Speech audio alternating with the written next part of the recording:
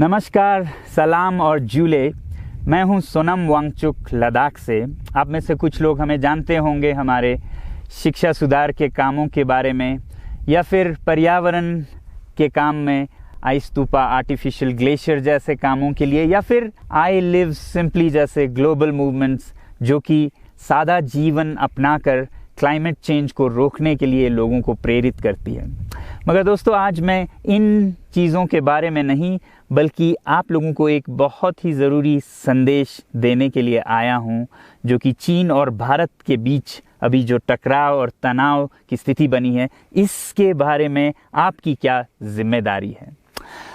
मैं लद्दाख में हूं और आप देख रहे हैं सिंधु नदी को बहते हुए यहाँ, और वो जो पहाड़ियाँ हैं उनके पीछे नुब्रा और चांगथांग के वो इलाके हैं जहाँ पर ये तनाव बढ़ता जा रहा है। हज़ारों सैनिक वहाँ ले जाए जा चुके हैं। सुनने में आया है चीनी वायुसेना के जहाज़ भी वहाँ तैनात किए गए हैं, और 1 घंटे पहले भारतीय वायुसेना के जहाज़ भी मेरे ऊपर मंडरा रहे थे।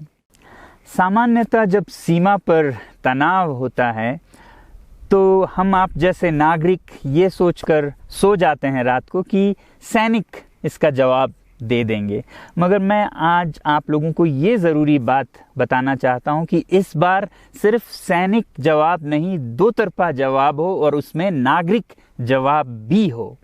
तो आप जैसे नागरिक दिल्ली, मुंबई और बेंगलोर और अनेक शहरों से क्या कर सकते हैं इसमें, ये समझने के लिए पहले हमें समझनी होगी चीन की ये हरकत और वो ऐसा क्यों कर रहा है।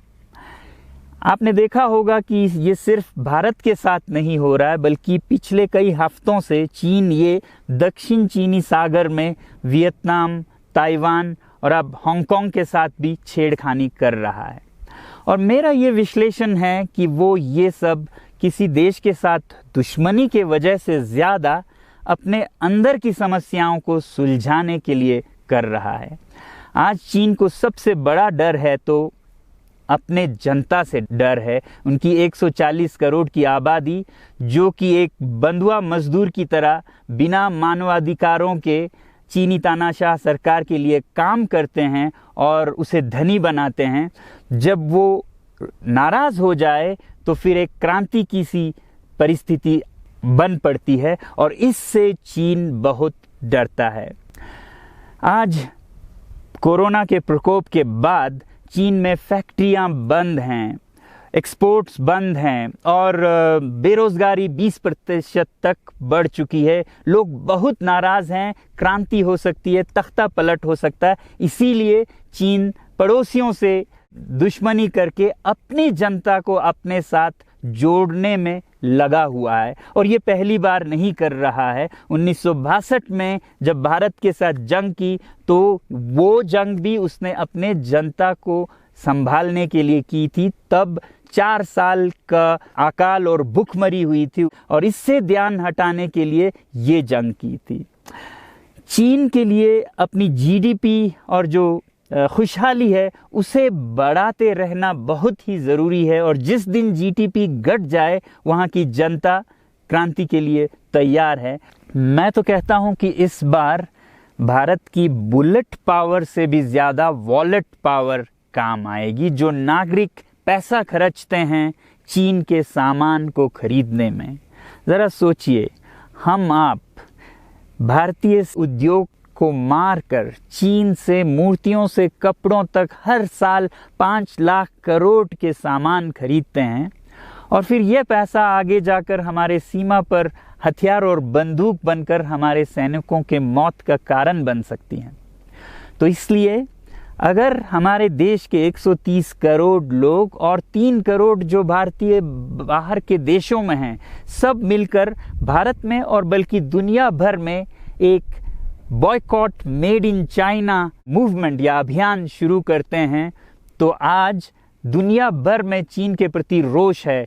हो सकता है कि सारी दुनिया साथ आए और इतने बड़े स्तर पर चीनी व्यापार का बॉयकॉट हो कि चीन को जिसका सबसे बड़ा डर था वही हो, यानी कि उसकी अर्थव्यवस्था डगमगाए और उसकी जनता रोष में आए, विरोध और तख्ता पलट। और अगर हम ऐसा नहीं करते हैं तो कितनी बदनसीबी की बात होगी भारत के लिए, ज़रा सोचिए।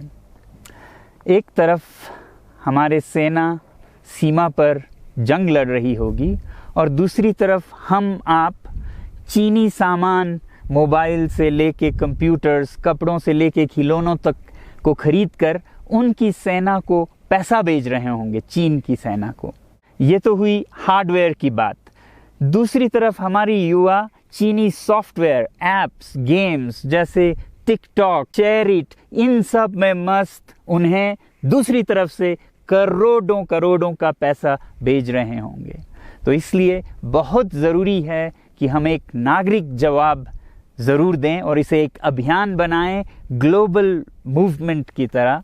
ये बॉयकॉट मेड इन चाइना का जो अभियान है वो भारत के लिए भी एक वरदान साबित होगी। जैसा कि हमारे प्रधानमंत्री ने एक विजन हमें दिया था स्वावलंबन का, सेल्फ रिलायंस, वो तब हो सकता है जब हमारे अपने उद्योग फलें फूलें। और जब हम बॉयकॉट करते हैं इन सामान का तो अपने देश के उद्योग का, उत्पाद का हम प्रयोग करेंगे और उससे मजदूरों को रोजगारी मिलेगी और सारा देश खुशहाल होगा। बजट होगा कि हम और अच्छी तरह से टक्कर ले सकें सीमा पर भी। तो इसके लिए मैं आप लोगों से अपील करता हूं कि जहां तक ऐप्स और सॉफ्टवेयर की बात है तो हमारे युवाओं को एक हफ्ते में उन्हें अनइंस्टॉल करना चाहिए। Boycott made in China, software in a week and hardware in a year. क्योंकि साजो सामान के लिए वक्त लगेगा हमारे अपने देश से और बाहर से विकल्प निकलने तक, तो उसे हम 1 साल के अंदर कर सकते हैं। तो ये हम न सिर्फ अपना प्रतिज्ञा करें बल्कि 100 और लोगों को इसके बारे में समझाएं, शेयर करें सोशल मीडिया पर, और हमारी जो मीडिया है वो जनता तक, देश के कोने कोने तक पहुंचाए। और जैसे ही इसका असर दिखने लगेगा, इंटरनेट से ऐप्स लाखों में, करोड़ों में अनइंस्टॉल होंगे, तो चीन को संदेश साफ जाएगा और यही एक तरीका उसे मेज़ पर पहुंचा सकता है।